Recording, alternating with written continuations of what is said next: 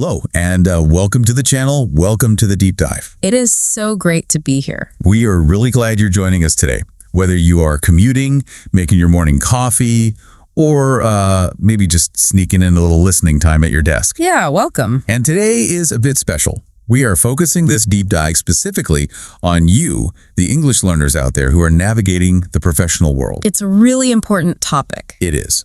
So because of that, we are going to keep our pace moderate today. We are going to speak clearly and focus on using simple terms. Right. Maximum understanding. Exactly.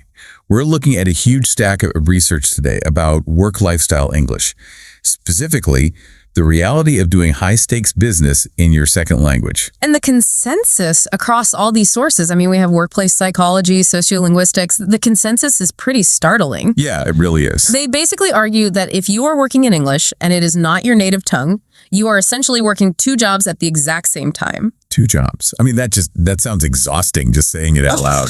It is. Because you have your actual job, right? Mm-hmm. Engineering, marketing, finance, whatever you actually hired to do. Right. And then running in the background constantly is this full-time job of translation and cultural decoding. I think a lot of people listening are probably nodding their heads right now. It's that feeling of being just double tired at the end of the day. Oh, absolutely. So to kick this off, I want to set the scene that one of our sources describes because it is just so visceral. Go for it. Okay. So it is 8:05 a.m. You haven't really started work yet. You were just opening your laptop. Yeah, the calm before the storm. Right. And you see the notifications just piling up. Emails, messages, deadlines waiting for you. Now, for a native speaker, this is stressful, sure. Yeah, no one likes that. But the research suggests that for a non-native speaker, this triggers a very specific type of cognitive overload. That is the key term right there. Huh. Cognitive load. Psychologists call it a code switching penalty.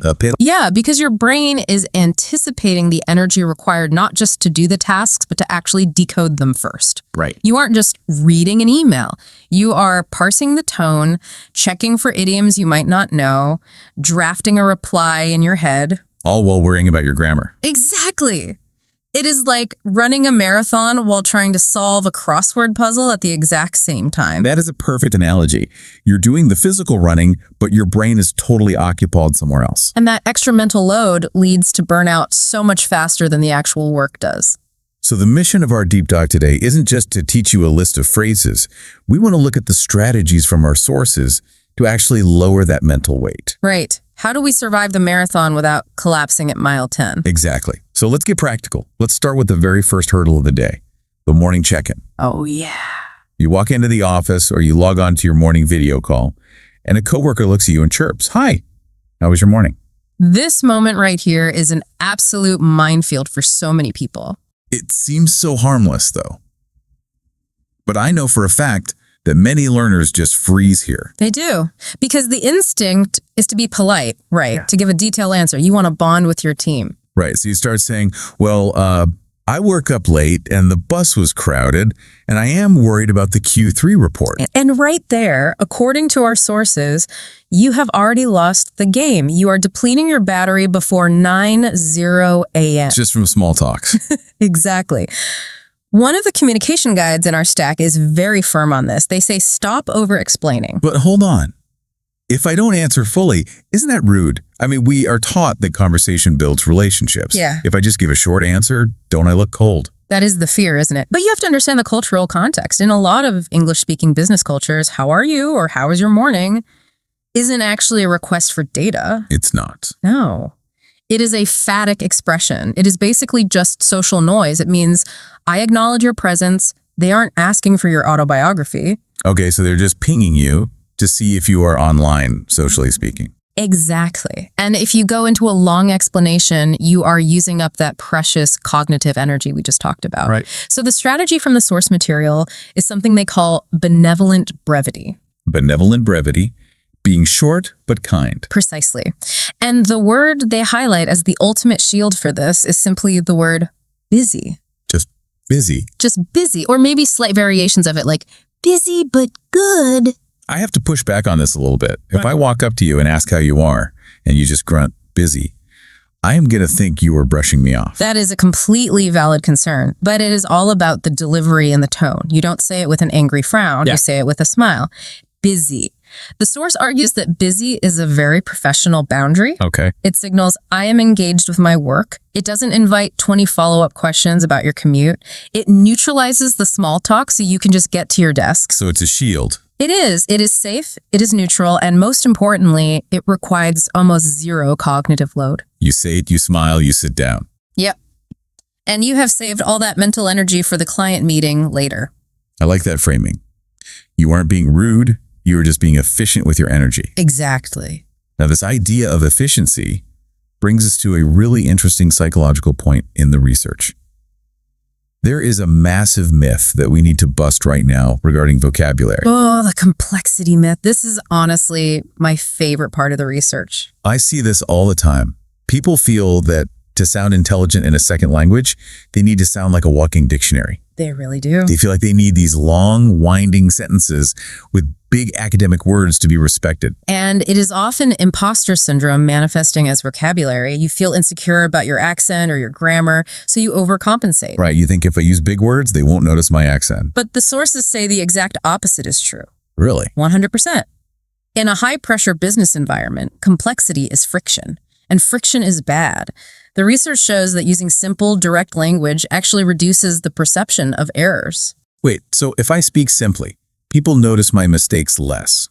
Yes, because they are focusing on your message, not trying to decode your crazy sentence structure. That makes a lot of sense. When you try to build a complex architectural sentence at 8:55 a.m. while you're stressed, the probability of making a grammar error skyrockets. You are just juggling too many balls. And then you realize you made a mistake, you get more stressed, and it just spirals from there. Exactly. Simple sentences are sturdy. They do not break under pressure. Let's look at some practical examples of this from the source material. These are comparisons of what we think we should say versus what we actually should say. Okay, let's do a little role play here. Perfect. I will be the overcompensating learner. Let's say I want to update you on a task. My instinct is to say something impressive like, I have successfully engaged in the reviewing of the correspondence regarding the project. Which sounds like a robot written by a lawyer. It is stiff and it's really hard to parse. Right. What's the better version? I checked my emails. Wow. Just subject, verb, object. I check my emails. It is 4 words. It is punchy. It sounds executive. Okay, here's another one.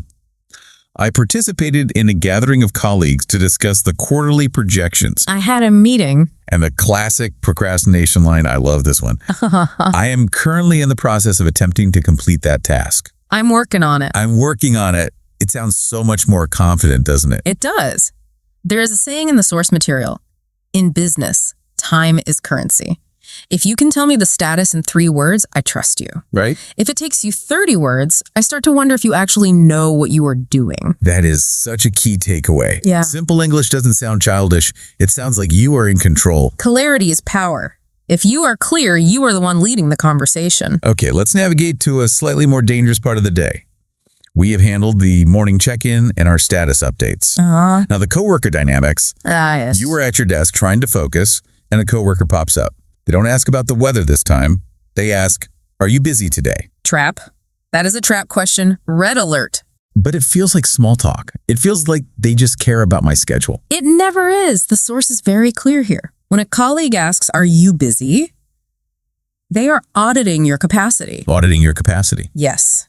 They have work they want to offload, and they are checking to see if you are a viable target. So if I say, no, not really, just trying to be polite. You have just volunteered to do their spreadsheet. Yeah. And you cannot walk that back without looking unhelpful or lazy. Oh, wow. But you also can't scream, yes, go away, and run to the bathroom. Yeah. That burns bridges. Right. We need a strategy to decline work without closing the door completely. We need what the sources call a soft refusal. Okay, what does the toolkit suggest for a soft refusal? The phrase they recommend is, maybe later. Maybe later. Let's unpack the psychology of that. A hard no is a wall. It rejects the person. Right. Maybe later rejects the timing.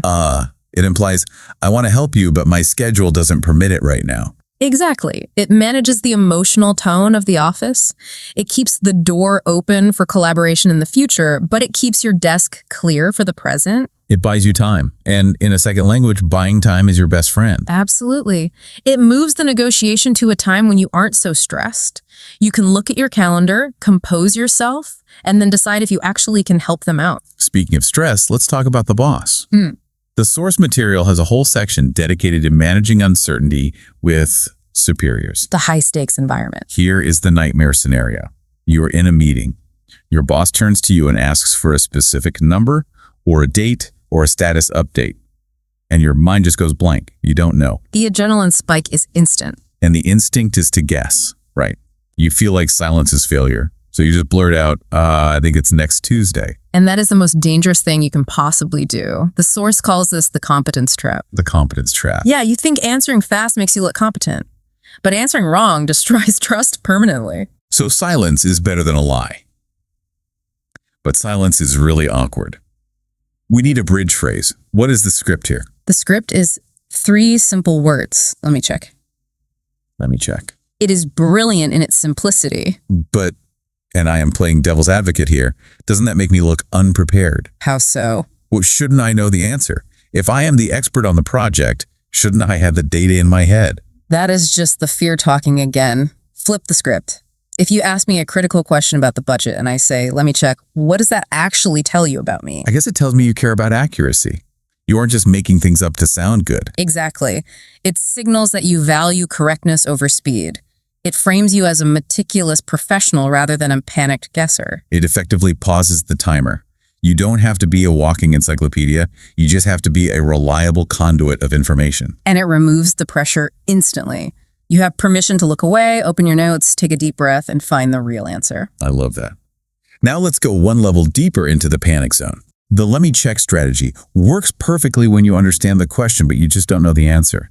But what happens when you literally do not understand what was just said to you?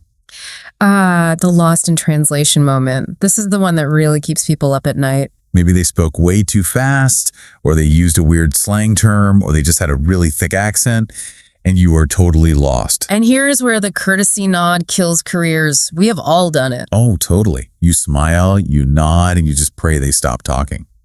But in business, a nod is a contract. You might have just agreed to work on the weekend or take the lead on a massive project that you don't even understand. Exactly. You cannot fake understanding. But saying, I don't understand feels weak. It feels like you are apologizing for your English. So how do we flip the dynamic? The source actually outlines different levels of response for this exact situation. Okay, let's break those down. What is level 1? Level 1 is simply, I don't understand. It is honest, but it is blunt. It puts all the focus on your lack of knowledge. Right. It feels a bit defeated. So what is level 2? Level 2 is proactive. You say, can you explain that again? Better. Much better.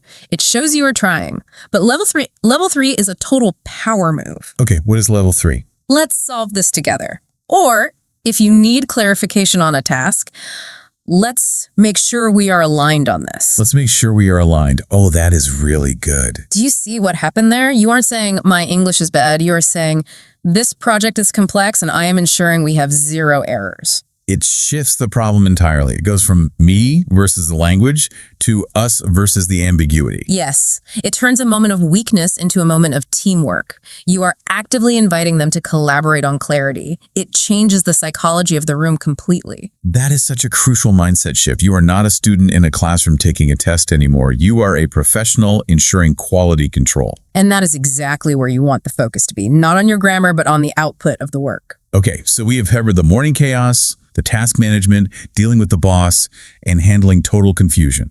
Now, the day is done. It is 5:30 p.m. The finish line. You want to close the laptop and run. The mental load has been super heavy today. You just want to disengage completely. But the source explicitly warns against doing the Irish exit. Just ghosting your coworkers and disappearing into the night. Because work isn't just tasks, right? Exactly. Work is relationships. And the recency effect applies here. People remember the very last interaction they had with you. Right. If you just vanish, it feels transactional. It feels cold. So we need a sign off. But again, we want to keep it low energy, right? We definitely do not want to start a brand new conversation at 5:30. Keep it incredibly simple. See you tomorrow, or have a good evening. It feels so trivial, but it really matters. It matters immensely. It offers cognitive closure. It tells your brain and your team that the loop is officially closed. We are a team, we survive the day, and we will pick it up tomorrow. It puts a period at the end of the sentence. Exactly, and it leaves a positive human impression. It reminds everyone that despite all the stress and the busy schedules, you are part of the tribe. We have gone through a lot of amazing tactics today. If we zoom out and look at this whole stack of research, what is the core philosophy here? What connects saying busy and let me check and using simple sentences? I think it really comes down to redefining what fluency actually means in a workplace. How so? Well, we often think fluency means knowing every single word in the dictionary. But the research suggests that workplace fluency is actually about clarity and trust. There was a quote in the source material that really stuck with me. I actually wrote it down. It says, clarity builds trust and trust builds careers.